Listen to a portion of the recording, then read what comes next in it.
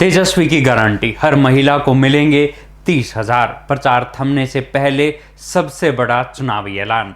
नमस्कार, हरिभूमि टीवी पर आपका स्वागत है। बिहार चुनाव के पहले चरण का प्रचार थमने से ठीक पहले महागठबंधन के मुख्यमंत्री उम्मीदवार तेजस्वी यादव ने एक बड़ा और सीधा ऐलान कर दिया है।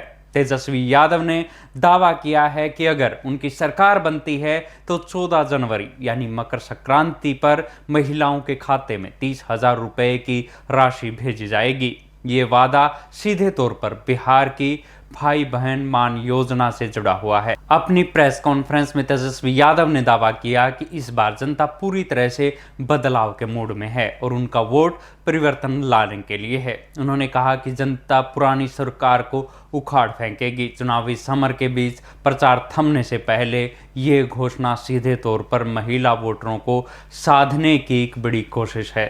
तेजस्वी यादव ने भाई बहन मान योजना को लागू करने का वादा कर तारीख का भी ऐलान कर दिया है।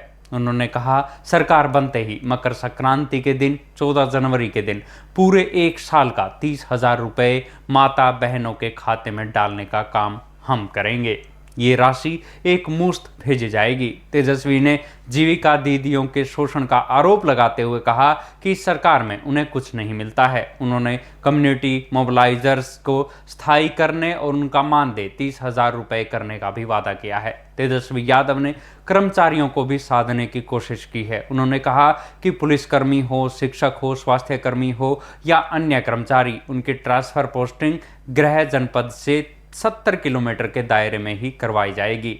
इसके साथ ही सरकारी कर्मचारियों के लिए पुरानी पेंशन योजना लागू करने का भी वादा किया है। किसानों के लिए तेजस्वी ने बड़ा ऐलान करते हुए उनकी सरकार आने पर धान की फसल पर MSP के अलावा प्रति क्विंटल 300 रुपये का बोनस दिया जाएगा, जबकि गेहूं का प्रति क्विंटल 400 रुपये का बोनस दिया जाएगा। इसके अलावा किसानों को सिंचाई के लिए मुफ्त बिजली देने का भी वादा किया गया है। तेजस्वी ने पैक्स प्रतिनिधियों को भी जनप्रतिनिधियों का दर्जा देने का वादा किया और उनके प्रबंधकों को मानदेय देने का भी विचार करने की बात कही। चुनावी माहौल में उन्होंने बीजेपी पर निशाना साधते हुए कहा कि बीजेपी ने आज तक कोई काम नहीं किया और जो करना चाहता है उसे नहीं करने देती। इस बीच उनके बड़े भाई तेज प्रताप यादव ने भी उन पर हमला करते हुए उन्हें छोटा बच्चा बताया है। बिहार विधानसभा चुनाव के पहले चरण में 121 सीटों के लिए 6 नवंबर को वोट डाले जाने हैं और इसके लिए चुनाव प्रचार शाम